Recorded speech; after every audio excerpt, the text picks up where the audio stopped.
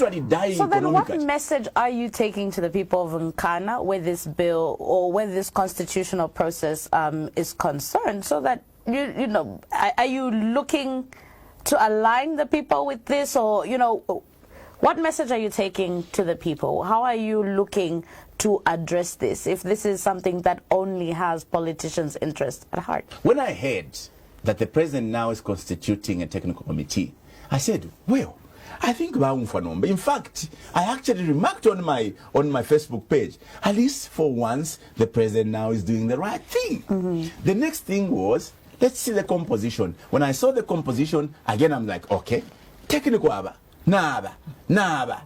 They're not technical anyway, for lack of, let's not draw another argument. But then we waited for the terms of references. The terms of references have now taken us back to Bill 7. So what do you want me to tell the people? I am telling the people of Nkana, I'm telling the people of Zambia that they've come once again to deceive you like they deceived you in 2021. You voted for them thinking they were angels. They've been deceiving you for the last 4 years. They've again deceived you on the Constitution. They are saying, now we are doing the right thing. They are not doing the right thing. They are doing exactly what they did in Bill 7, except they are masking it under the guise of, we have constituted a technical committee. There's nothing different from Bill 7 to what they are doing. What they're basically trying to do now is to legitimize Bill 7, mask it, to look like it's now something completely different. It's coming from the people. It's what they did when they sent that woman called the Minister of Justice to go around the country, you know, parading chiefs and other people, and then saying, Abantu na abasumina. That is what they're doing. They're basically taking Bill 7, given it to the technical committee as a terms of reference, go and ask them about this. So they're basically saying, go and receive input from the people around delimitation, around women inclusion, around what exactly all that was there. What they could have done, what they should have done, is to restart the process where you say, Mwebantu, tell us whatever it is that you think are wrong in, or is wrong in the Constitution, and we'll also make our own suggestions. Because were you ready to make your own yes, suggestions as well? Yes. Okay. You see, to suggest that we don't need to amend the Constitution is wrong. I mean, The State Councilor John Sango feels it's fine. No, that's not correct. There's so many wrong things with our Constitution. Our laws are so bad. We have so bad pieces of laws. For instance, the same forfeiture of proceeds of crime. That's a useless piece of law. The hate speech, it's a useless piece of legislation. The defamation, look at how many people are being jailed. Chilangwa, Mailo Chitotela, Mailo Munia, Mailo Binwell, Mailo Nakachinda, Bale Bukafi, because we have allowed them, because we have all these useless pieces of registration. What we could have done. Forfeiture of property being acquired in conclusion through proceeds of crime. What makes it a bad piece of law? It's a bad. If you really didn't acquire that right, you stole from the people, why not give back to the people? There are foreigners here, Abasungu, Bamwenye, Abalwandis, and all these people who are busy building mansions and properties. Have you ever heard of any of them being suspected to have acquired those things using proceeds of crime?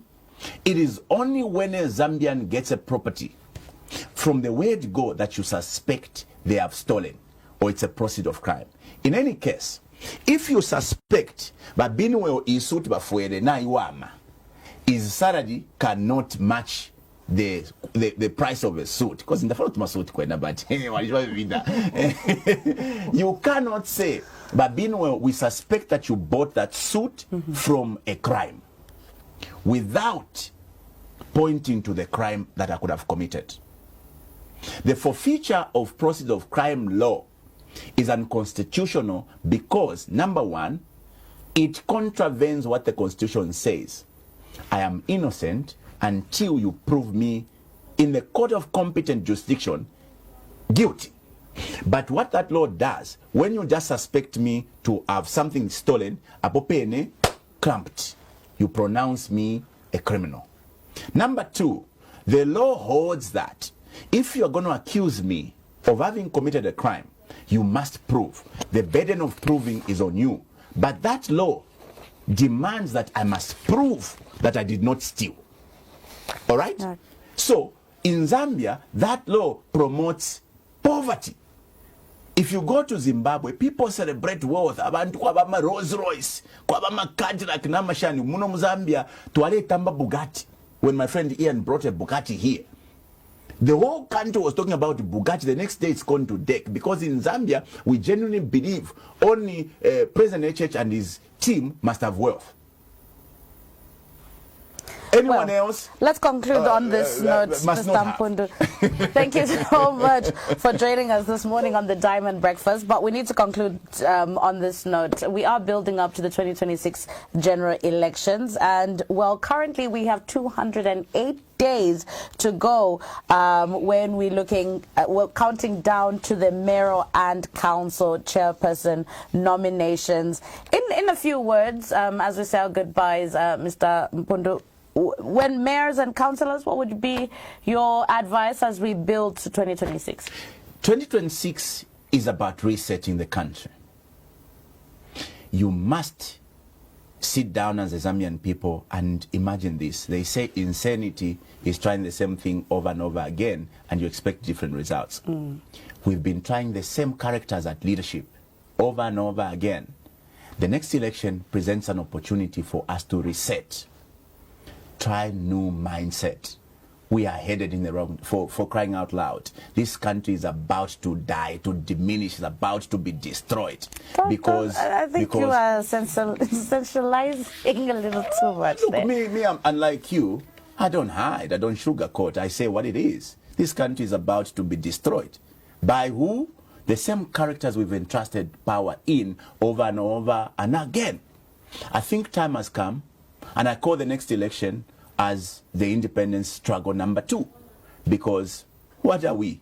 We've been drawn back into colonialism where we can't even enjoy our freedoms and our rights to express ourselves. Otherwise, people are prying into your phones every day. They are setting cameras into your houses, including into toilets.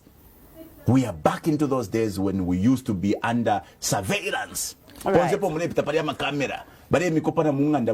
Next year is about liberating yourselves. Next year is about resetting this country. Try and bring in fresh minds. Prop up new leaders. You can't continue to milk or flog a dead horse.